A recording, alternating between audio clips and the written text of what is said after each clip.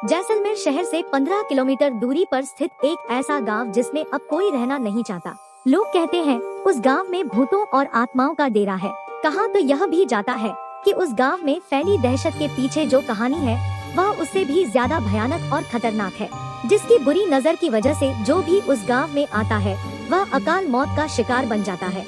यूँ तो हम सभी ने कभी ना कभी भूत प्रेत पिशाचों से जुड़ी कहानियों को पढ़ा या सुना होगा।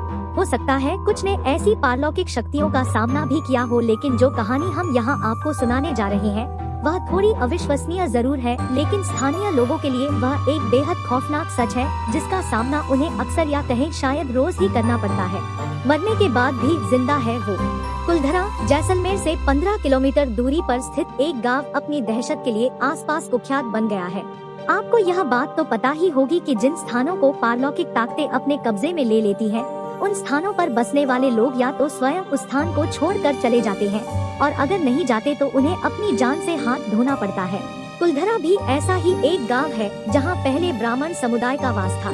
ऐसा माना जाता है कि सन 1825 में इस गांव में रहने वाले पालीवाल ब्राह्मण और आसपास के 84 गांवों के लोग रातों रात अपना घर छोड़कर चले गए थे। सन 1300 से इस गांव में पालीवाल ब्राह्मण की पीढ़ियां रहा करती थी और रक्षाबंधन के एक दिन सभी इस गांव को छोड़कर चले गए। ऐसा माना जाता है इस दिन कुछ ऐसा दर्दनाक घटा था जिसके बाद आज तक भी बहुत से पालीवाल ब्राह्मण रक्षाबंधन का त्योहार नहीं मनाते। मौत से छीनकर अपनी जिंदगी दोबारा वापस लाई बड़े पैमाने पर हुए इस पलायन के पीछे की कहानी कुछ यह कहती है। जैसलमेर के दीवान सलीम सिंह को कुलधरा समेत 84 गांवों के मुखिया की खूबसूरत बेटी पर हुए इस प्लान के पीछे की कहानी कुछ यह कहती है। जैसलमेर के दीवान सलीम सिंह को कुलधरा समेत 84 गांवों के मुखिया की खूबसूरत बेटी से प्यार हो गया था।